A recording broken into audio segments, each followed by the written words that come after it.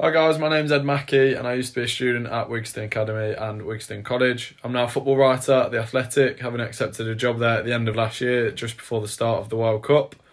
I always knew that football writing was what I wanted to go into, so I knew that I had to do well in my GCSEs and A-levels so that I could go to the university that I wanted to go to. Ultimately, I went to Derby University and studied football journalism because that was the only place that did such a course in this country, and I obviously studied hard and got plenty of experience and ended up graduating with a first class degree. And I then started freelancing off the back of that in the football industry, freelancing with The Athletic and with a couple of sort of local online publications. After working on a freelance basis with The Athletic, I was then offered a job at the end of last year, which, as you can probably tell, I was only too happy to take because it was something football writing was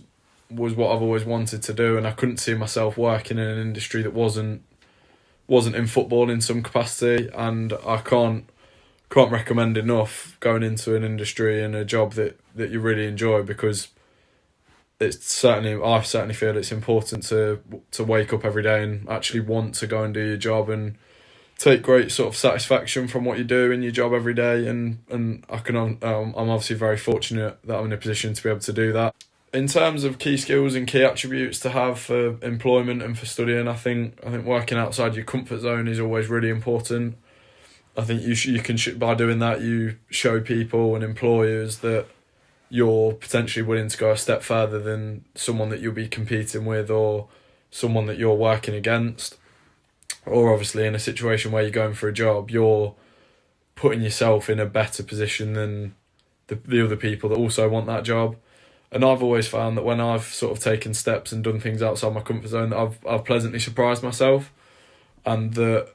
these things that you get worked up about in your head and think, oh, it's going to be really bad. In actual fact, a lot of the time, once you're sort of there and once you're doing it, they're not too bad. So I'd certainly say make sure